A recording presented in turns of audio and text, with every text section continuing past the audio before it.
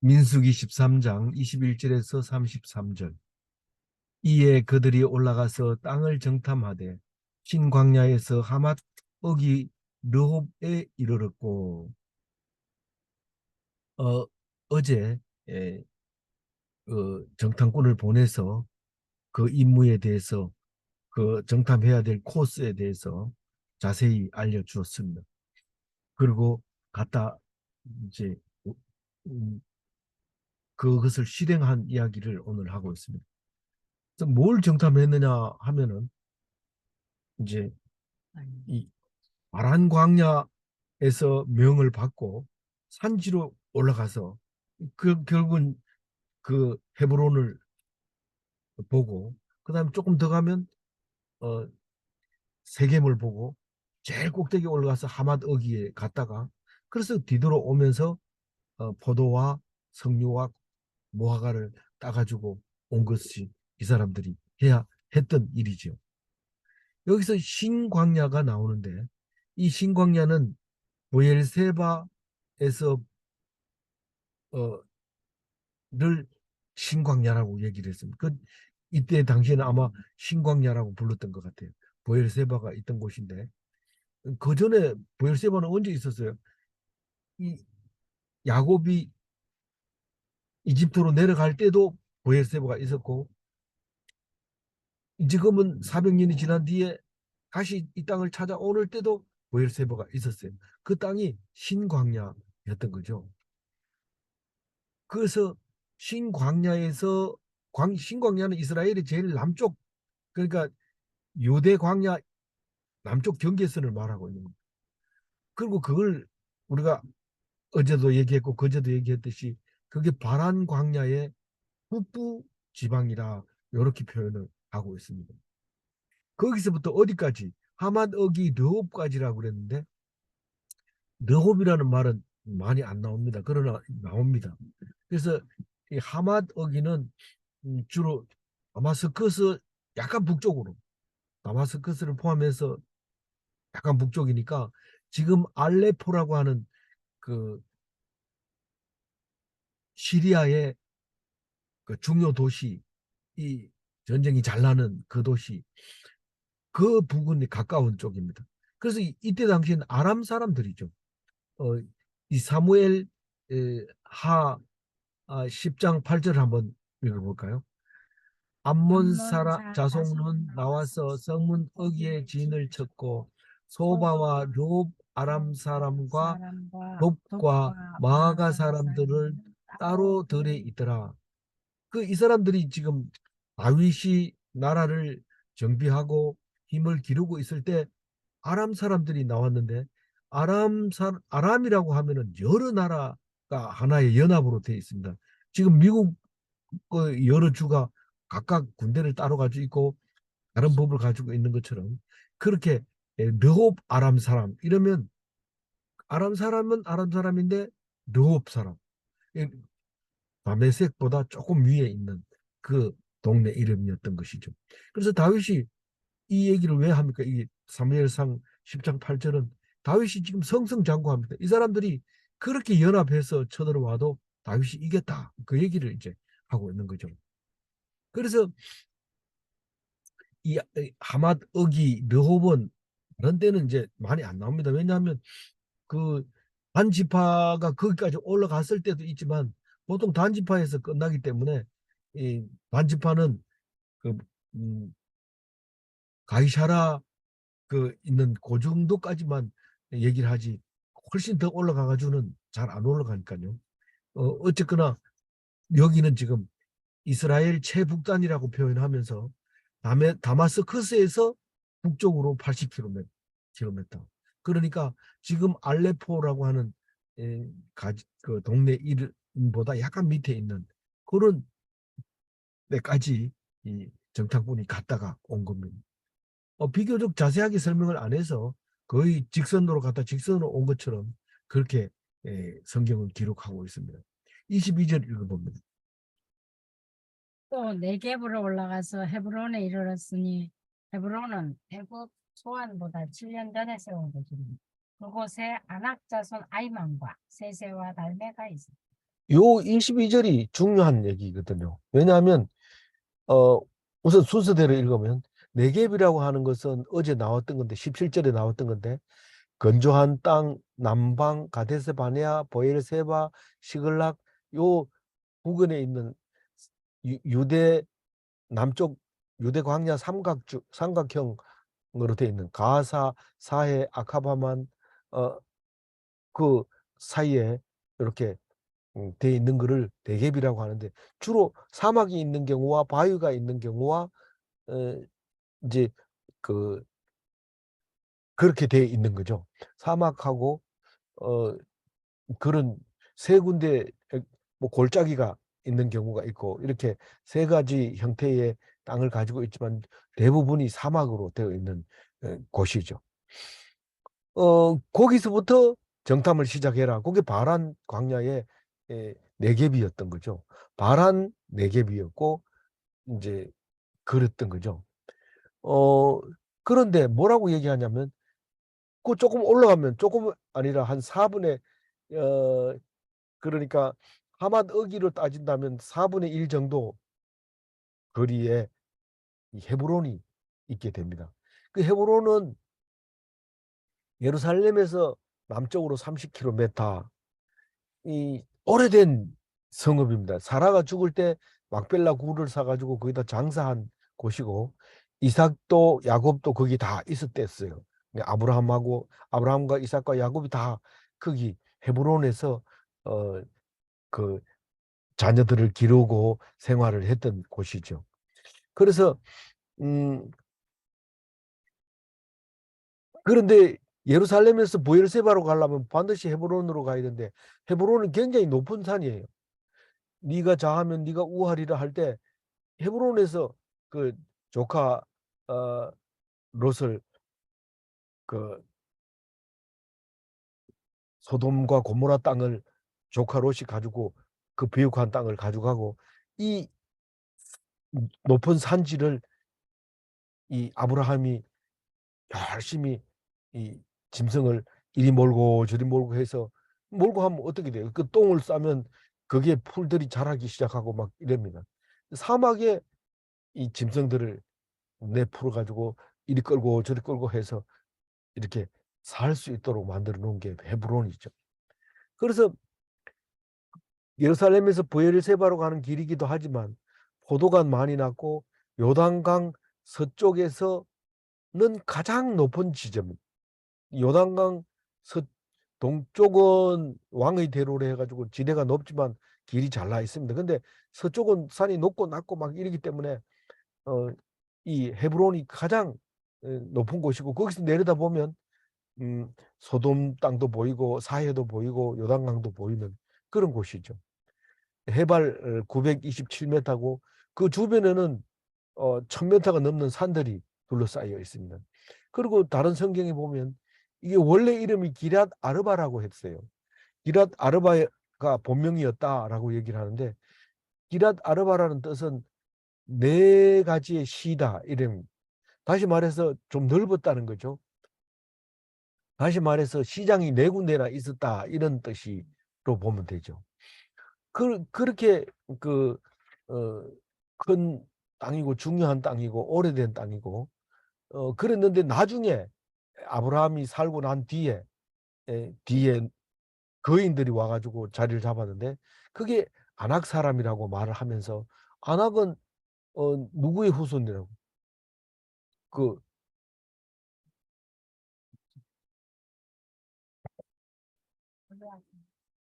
네피림의 후손이라고. 예, 네피림의 물론 이제 그 골리앗하고 싸우던 것도 거인이지만은 어, 골리앗도 거인이지만 여기 네피림의 후손들을 아낙 자손들 이 전부 거인들이 살던 근데 거기에 그렇게 살고 있었어요.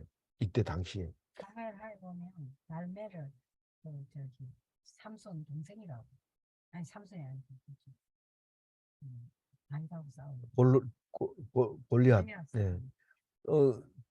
그래서 거기 보면 어, 다윗이 왕으로 기름을 2번 붓는 것입니다. 맨 처음에는 유다 사람들끼리만 붙고 나중에는 사람들이 다 이스라엘 백성까지 합해서 한번 붙고 맨 처음에 어렸을 때 양칠 때 한번 부었죠. 그래서 전부 3번 붓습니다. 보통은 그 왕 하려면 기름 한 번만 부으면 됩니다. 자격이 모자라서 그랬을까요? 그거는 모르죠. 그러나 분명히 하나님께서 열심으로 기름을 부었던 것을 우리가 알 수 있습니다.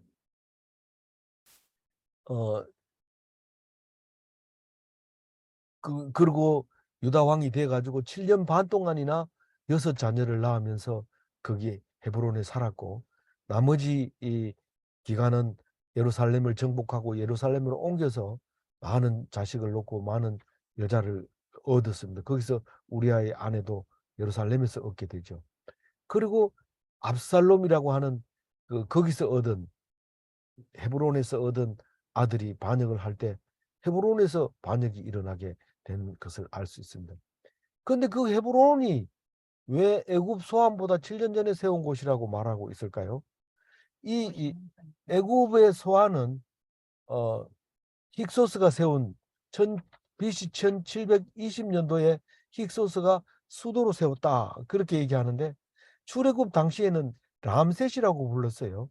그러니까 그때가 출애굽 때가 1440년이니까 지금 300년 전에 그 수도로 사용했다는 건데 사실은 400년 동안 있다가 출애굽을 했으니까 약 1000년 정도의 2000년 400년이니까 1800 BC 1800년 정도의 이 이스라엘 백성이 이집트로 내려갔다고 하면은 그 뒤에 힉소스가 수도로 세웠을 겁니다.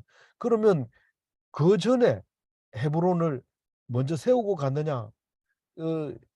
가자마자 헤브론이 세웠느냐? 그건 지금 있는 숫자로 따지면 야곱이 이집트로 가가지고 얼마 안 있어서 이 헤브론을 저기 소안을 세우는데 그거보다 7년 전에 이 헤브론을 도시로 세웠다. 그때 아낙 자손들이 왔었다라고 말할 수도 있습니다. 그런데 이 22절 한 구절을 가지고 어떻게 해석하느냐에 따라서 그 헤브론이 유대인의 땅, 이스라엘의 땅이 될 수도 있고 잘못하면 남의 것을 뺏는 경우가 되기도 하고 그런데 전체적으로는 자세하게 일부러 안 하는 거죠. 그래서 이렇게 말하고 있습니다. 그렇게 그곳에 거인 이름이 2사람이 나오죠. 아이만과 세 사람, 아이만과 세세와 달리. 예, 세 사람이 나옵니다. 이걸 나중에 이 갈렙이 가서 정복을 하게 됩니다. 이 거인들은 다윗 시대까지 다윗 시대하고 지금하고는 거리가 그렇게 한 400년 정도 있다가 다윗이 정권을 잡게 되는데 그때도 거인이 골리앗과 같은 그런 사람들이 이, 살고 있었던 거죠. 23절 읽어보면 또 에스골 골짜기에 이르러 거기서 포도송이가 달린 가지를 베어 물이 막대기에 깨어매고 또 석류와 무화과를 따니. 에스골 골짜기가 어딘지는 모르지만 포도송이를 따가지고 온 거 그것을 에스골 골짜기라고 말하고 있습니다. 그래서 에스골이 뭐냐? 포도송이를 땄는 골짜기, 포도송이 골짜기. 헤브론에서 서북 쪽으로 5km 그쪽이 아니냐 이렇게 생각하고 있는데 이제 공부를 많이 해야 이제 그 정도 이제 수준이 되는 거죠. 우린 성지순례도 아직 못 가본 분들도 있는데 뭐 얘기를 하면은 너무 머리만 아프죠. 한번 갔다 와서 얘기를 했을 때 잘 알아듣겠는데 포도송이를 가지고 둘이 막대기를 깨서 들고 갔다.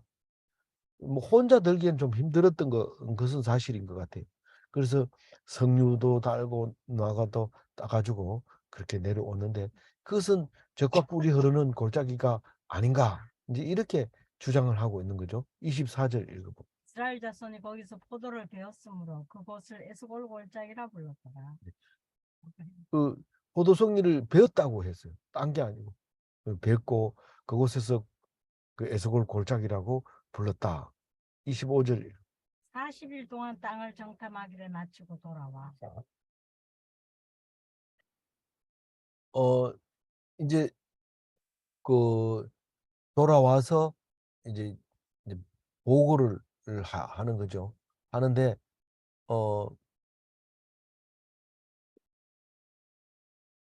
26절을 26절 읽어보세요. 바람 광야 가데스에 이르러 모세와 아론과 이스라엘 자손이 온 회중에게 나와 그들에게 보고하고 그 땅의 과일을 보이고. 이 보고하는 게 문제가 됩니다. 신명기에서는 그 주신 땅을 기뻐했다. 그러면서 모세가 마지막에 죽기 전에 설교할 때 그 이야기를 합니다. 너희들이 이 정탐꾼을 가서 보고 와가지고 얼마나 좋아한지, 저게 우리가 준 하나님이 준 그 땅이라고 좋아했다, 이렇게 얘기를 하고, 민수기 지금 우리가 13장 하고 있는가요? 그 뒤에 32장에 가서는 너희들이 그걸 보고 와가지고 낙심했기 때문에 진노로 40년을 더 살게 하고 광야를 돌리고, 또 이스라엘에서 출애굽한 백성을 전부 사망하고 딱 두 사람만 들어갈 수 있도록 그렇게 하겠다, 그렇게 했다는 얘기를 민수기에서 말하고 있습니다. 40일 동안 갔다 왔는데 그거를 40년으로 계산해서 너희들이 광야에 더 돌아라, 하나님 백성으로서 아직 멀었다, 이렇게 할 때 다 됐습니다, 그냥 가게 해주세요, 아무리 몸부림쳐도 하나님이 절대로 아직 멀었다, 그렇게 말씀하고 있는 것을 알 수 있습니다. 27절 읽어봅니다. 모세에게 말하이르되 당신이 우리를 보낸 땅에 간즉 과연 그 땅에 젖과 꿀이 흘렀는데 이것은 그 땅의 과일입니다. 젖과 꿀이 흐르는데 이것은 그 땅의 과일입니다. 이 젖과 꿀이 흐르는 게 맞다, 인정합니다. 그리고 갈 때는 바람광야에서 갔는데 와가지고 보고하기는 바람광야 가데스에서 했는데, 이 가데스가 굉장히 중요한 지명입니다. 시내 광야, 시내산 아래하고 가데스하고 그렇게 많이 나오는 곳인데, 왜냐하면 이 가데스에서 정탐꾼을 보냈다고 생각하고 40일 동안 기다렸다가 그 보고를 듣고 또 거기서 비로소 40년을 살아야 되도록 결정이 난 장소이기 때문에 아주 중요하죠. 그래서 그 가데스 부근에는, 바란 광야에는 신광야, 바란 광야 이런 것들이 있고, 아브라함이 체류하고 있었고, 또 생각해 보면 아브라함의 첩 하갈이 아이를 낳아서 목에 힘 좀 주다가 쫓겨나서 거기서 아랍 쪽으로 쫓겨 도망가다가 하나님을 만나서 약속을 받아내는, 그래서 아브라함이 장구하리라 하는 약속을 받아내는 그런 사건이 거기 있었고, 미리암이 이 장지가 거기 있는 걸로, 가데스에 있는 걸로 되어 있습니다. 그리고 고라가 거기서 반역을 일으켰던 사건이 뒤에 가면 나옵니다. 그리고 하나님을 원망하다가 연병에 걸려서 14,700명이 가데스 바네아에서 죽은 사건들이 이제 앞으로 이야기할 텐데, 그래서 이 가데스가 중요한, 가데스에서 정탐꾼이 보고를 했다, 그 얘기를 생각하고 뒤로 넘어가야 됩니다. 28절 읽어봐. 그러나 그 땅 주민은 강하고 성읍은 견고하고 심히 클 뿐 아니라 거기서 안악 자손을 보았으며. 이 강하고 견고하고 성읍이 크고 안악 자손을 살고 있는 걸 우리가 봤다, 확인했다, 그 얘기를 하고 있습니다. 29절 읽어보죠. 아말렉인은 남방 땅에 거주하고 헷인과 여부스인과 아모리인은 산지에 거주하고 가나안인은 해변과 요단가에 거주하더이다. 그 다 보지는 못했죠. 다 보지는 못하고 어, 7족속 중에서 4족속만 이제 보고 왔죠.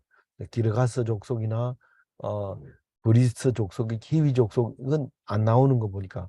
그러나 아말렉은 7족속 속에 안 들어갑니다. 왜냐하면 아말렉은 더 유동적이면서 남쪽에 있으면서 이렇게 어, 많이 유동을 하고 있기 때문에 그랬던 거고, 7족속은 토백이 땅을 받고 있었던 건데 쫓아내는 그런 역사를 주는 것을 볼 수 있습니다.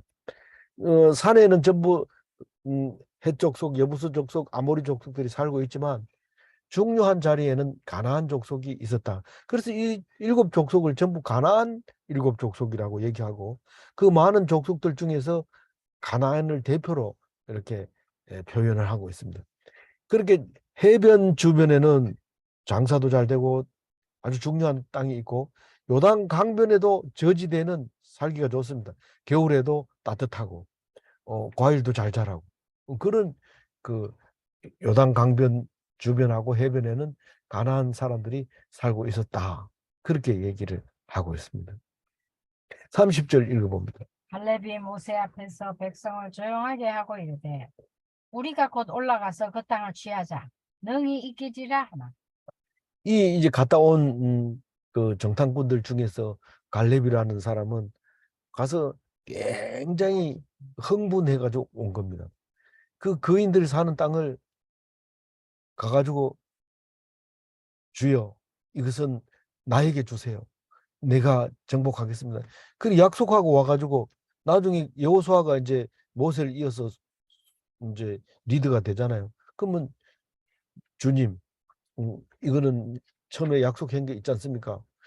이건 나에게 주세요. 이래가지고 이 산지를 내게 주소서 하고, 거기서 그 늙은 사람이 이 힘이 딸리니까 경품 내걸고 이래가지고 땅을 차지하게 되는 이야기가 뒤에 나오죠. 그, 그 산이 헤브론이라는 그 지역입니다. 그래서 이, 이 지금 다 늙어가는 이 갈렙은 얘기를 합니다. 모세 앞에 딱 서서 백성들을 조용하게 하고 모세 앞에서 우리가 올라가서 이 땅을 취합시다. 우리가 능히 이깁니다. 이렇게 얘기를 합니다. 모세 앞에서 이렇게 백성들 조용하게 하고 말하는 것은 아주 진중한 의견을 말하는 모습을 그렇게 표현하고 있는 거죠. 31절 읽어볼까요? 그와 함께 올라갔던 사람들은 이르되 우리는 능히 올라가서 그 백성을 치지 못하리라. 그들은 우리보다 강하니라 하고. 그 이 갈렙이 얘기하는 말고 다른 사람들은 우리보다 강하다. 강하니까 우리가 하나님 믿는 거지. 우리가 강하면은 하나님만 뭐 의지할 필요가 뭐가 있어요. 근데 우리보다 강하다. 계속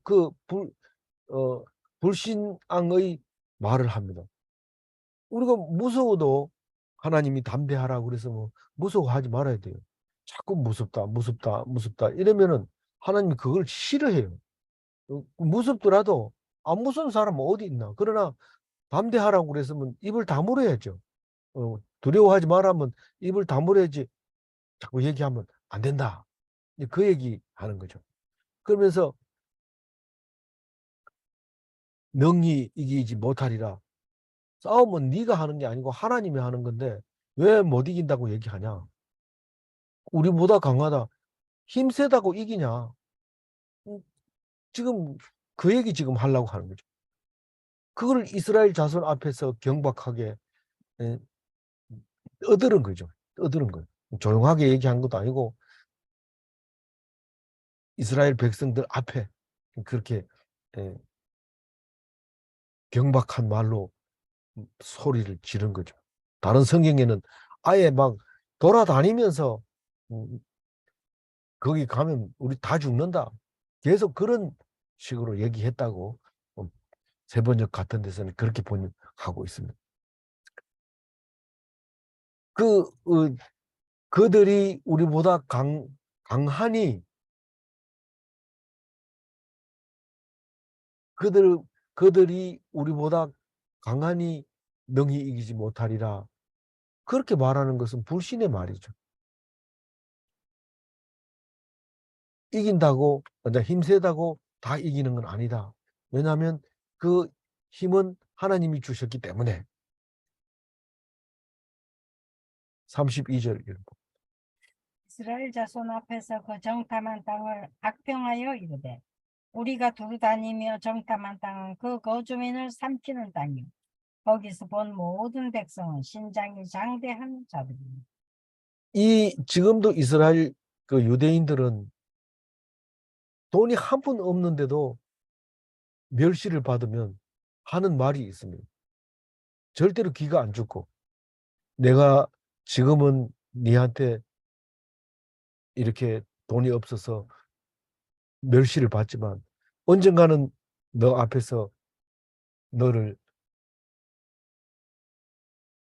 너보다 돈이 많을 때가 있을 거다. 이렇게 그 얘기를 꼭 한다는 거예요. 말 안 하고 그냥 속으로 하는 게 아니고 그 얘기를 꼭 한다는 거예요. 그리고 그것을 이루어낸다는 거예요. 그 유대인들은 어렸을 때부터 그렇게 가르쳐 주는 거죠. 입이 말이 틀리지 않다고 해가지고 막으로 하지 마라. 안 틀린다 하더라도 하지 말아야 될 말이 있습니다. 우리가 상대방한테 얘기를 할 때 뭐 기분 나쁜 일을 있으면은 가만히 있어야죠. 기분 나쁘게 해놓고 미안하다 이러고 막 이 사실은 뭐 이렇게 얘기를 하는 게 그게 말하는 게 훨씬 나쁜 거죠. 말 안 할 수 있을 때는 안 하는 게 오히려 더 나을 수 있습니다. 그런 거하고 비슷한 건데 막 얘기하는 사실이라고 해서 막 얘기한다고 해서 그긴 불신의 말이고 믿음이 없는 말이었던 거죠. 그래서 이스라엘 자손은 어떤 사람들입니까? 약속을 가진 사람들입니다. 약속으로 내가 널 주겠다 이랬는데 왜 그렇게 방정을 떨면서 못 간다. 우리가 약하니까 이길 수 없다. 이렇게 얘기합니까? 약속한 분이 어련히 알아서 다 준비해 놓겠어요. 그럼 약간 떨리면은요. 떨지 말라고 처음부터 정탐꾼을 보내면서 담대해라, 강해라. 그렇게 했는데도 불구하고 겁을 먹고 안 갔다 온 사람한테 막 그렇게 거기 못 산다. 이렇게 얘기하는데 32절 보면 이스라엘 자손 앞에서 악평했다가 두루 다니며 정탐한 거주민들을 음, 어, 두루 다니며 정탐한 땅은 그 거주민들을 삼키는 땅이요. 이렇습니다. 삼키는 땅이라는 말은 못 살게 그냥 삼켜버린다는, 죽여버린다는 뜻입니다. 그런데 거기서 본 백성들은 신장이 장대한 자들이 이 어느 도단이죠. 어떻게 삼키는 땅에 사는 사람이 키가 크다는 얘기는 그만큼 땅이 질이 좋고 그렇다는 거예요. 제가 미국에도 가보고 호주에도 가보고 큰 나라에 다 가봤는데 그거는 사람만 큰 게 아니라 뭐 선인장도 크고 뭐든지 큰 거예요. 전부 확대해 놓은 거예요. 그러니까 그 땅이 그걸 만들어내는 거지. 실제로 우리나라 사람 그거 가가지고 2세들을 보면 완전히 미국 사람처럼 키 크고 물론 영어도 말도 영어로 하지만 그렇게 음, 되는 게 우리가 한국에 있으니까 당연히 영어를 못하죠. 왜 한국에서 영어 못한다고 기죽을 필요 뭐 있어요? 그러니까 당연한데 우리가 미국 이 사람이 큰 것처럼 이게 사람들이 크면은 그게 땅이 좋아서 그런가 보다 이렇게 생각을 해야지. 땅은 삼키는 사람이라고 하고 사람들은 큰 사람이 산다고 이게 앞에 안 맞는 거야. 앞뒤가. 33절 읽어봅니다. 거기서 네피림 후손인 아낙 자손의 거인들을 보았나니 우리는 스스로 보기에도 메뚜기 같으니 그들이 보기에도 그와 같았을 것이다. 이 네피림이라고 하는 것은 그 아담이 그 후손들을 낳아서 이 셈의 후손들을 낳을 때 이미 네피림들이 있었다고 창세기에 나옵니다. 그거는 그인들은 하나님 백성하고는 거리가 멀어요. 멀리 있는 사람들. 그래서 아담이 셋을 놓고 셋 계열로 쭉 내려올 때 이미 네피림이 있었고 이런 얘기가 나오는 것처럼 우리는 이게 신기한 사람들이 지금은 다 멸종하고 없는 거지만 그때 당시에는 음, 우리 어른들 또 그런 얘기를 많이 했거든요. 거인족이 있었다. 창이 뭐 배틀체만 하고 뭐 이런 얘기를 하는 거죠. 성경 속에서도. 그래서 우리가 딱 보니까 우리가 메뚜기 같더라. 그들이 볼 때도 우리를 메뚜기 같이 안 보겠느냐. 그러니까 우리는 못 간다. 이렇게 부정적인 얘기를 하게 됩니다. 왜 그런 부정적인 얘기를 하게 될까요? 이 20절에 이 얘기를 다 알고 보냅니다. 정탐하러 보낼 때. 너 이거 알아라. 너 내가 하는 말에 쏙지 말고 가서 직접 봐라. 적과 꿀이 흐르는데 정말 흐른다고 얘기를 해놓고도 그거를 결국은 겁먹고 우리는 못 들어간다고 얘기를 하는 거죠.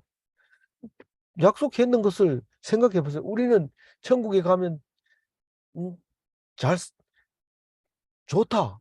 그런 약속을 했는데도 천국 안 가려고 발버둥 치고 억지로 밀어 넣어 주니까 어이구 내가 모르고 이게 안 들어올라 했는데 잘 들어오기를 잘했다. 그런 소리를 하게 되는 거죠. 그러니까 우리는 몰라서 엉뚱한 짓을 하고 발버둥 치고 노력하는 거지 결코 알면은 누가 뭐라 해도 선발대로 가고 싶은 것이 약속의 땅이고 영원히 뿌리박고 싶은 곳이 약속의 땅이었던 것이죠. 오늘 32절 다시 읽고 마무리를 하겠습니다. 이스라엘 자손 앞에서 그 정탐한 땅을 악평하여 이르되 우리가 두루 다니며 정탐한 땅은 그 거주민을 삼키는 땅이요 거기서 본 모든 백성은 신장이 장대한 자들이며 이 백성의 지휘관이 경박하면 백성들을 다 죽입니다. 백성의 지휘관들이 각 지파의 대표들이 가가지고 와가지고 못 간다 못 간다 이러면은 그 사람들이 대성통곡을 할 수밖에 없어요. 내일 그 얘기 나옵니다. 대성통곡을 하고 우는데 이 갈렙은 그들은 우리의 밥이다라고 얘기함으로써 야 어머니 그들은 우리의 밥이다. 언제 그런 얘기했죠? 축구 경기할 때도 나와요. 어느 팀하고 붙으면 그 팀은 우리 밥이다. 우리가 그 사람이 없으면 그 앞에 대진표에 들어가질 못하는데 그 사람이 대신해서 우리들을 져주니까 우리는 그냥 갈 수 있잖아요. 그러니까 그 사람들이 아니면 우리는 못 살 뻔했는데 사니까 우리의 양식이다. 그래서 하나님이 약속한 거를 겁내지 마시고 그냥 음, 순종하고 믿음으로 따를 때 그게 승리가 되는데 그래서 그 언약을 중히 여기는 자는 말씀이 진중합니다. 함부로 얘기하지 않고 할 얘기가 있을 때 정확하게 얘기하고 뭐 할 얘기가 없으면 어떻게 할 기회가 없어가지고 난 얘기하고 싶어 죽겠는데 어 나눔 때 해야죠 이런데 나눔 때 해야 되죠 해야 되는데 경박하게 하지 말고 딱 이렇게 순서대로 이렇게 하고 어느 정도 되면 딱 끊고 이렇게 해서 속에 있는 얘기를 정리해서 딱 얘기하는 게 아주 중요한 거죠.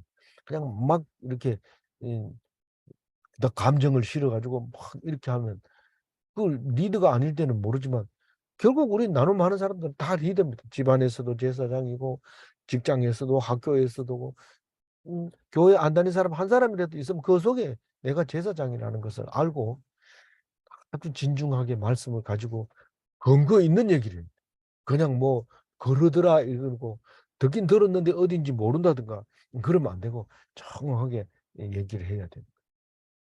문제입니다. 살리는 말씀은 조용한가? 심지어는 번, 그 번개하고 그 사이에 세밀한 음성으로 하는 이야기도 있고 어, 전부 조용하게 예, 살리는 말씀은 조용하게 하는 거지 스피커로 막 떠드는 게 아니에요. 그리고 죽이는 말은 경망스러운가? 뭐 몇 월 며칠 날 휴가한다, 논 팔고 밥 팔고 나와라 이러면 그 소문을 막 타고 온 동네 다니는데 그 소문을 경망스러운 거죠. 그렇게 전파되는 게 아니고 진짜 살리는 말씀은 구름 타고 싹 오기 때문에 우린 잘 모릅니다.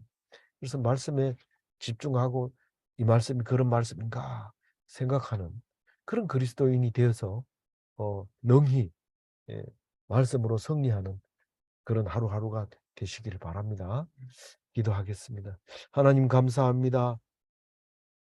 오늘 우리에게 정탐꾼의 보고를 들려주시고 감정으로 보고한 것을 용서하여 주옵소서. 오직 말씀에 순종하며 적과 꿀이 흐르는 땅이 맞다. 우리의 약속의 땅을 보고 왔다. 하나님이 어떻게 인도하는지 보자. 가슴 떨리는 마음으로 그날을 기다려야 될 텐데 방정을 떨다가 들어가지 못하고 결국 사막에서 다 죽고 2세들만 살아남아서 할례 받지 못한 2세들이 가나안 땅에 들어가자마자 할례를 해야 되는 억울한 일이 생겨버렸습니다. 하나님 용서하여 주시고 40년 동안 돌게 된 것은 다른 어떤 이유도 아니고 믿음이 없고 담대하지 못했기 때문이라는 것을 알게 해주심을 감사합니다. 우리가 담대하라 하실 때 두려워하지 않고 겸손하게 조용하게 말씀에 순복하는 그리스도인이 되게 하여 주옵소서. 이 사람 저 사람 붙들고 경박하게 떠들지 않게 하여 주옵소서. 오직 주님만 의지하게 하여 주옵소서. 감사하옵고 우리 주 예수 그리스도 이름으로 기도 올리옵나이다. 아멘.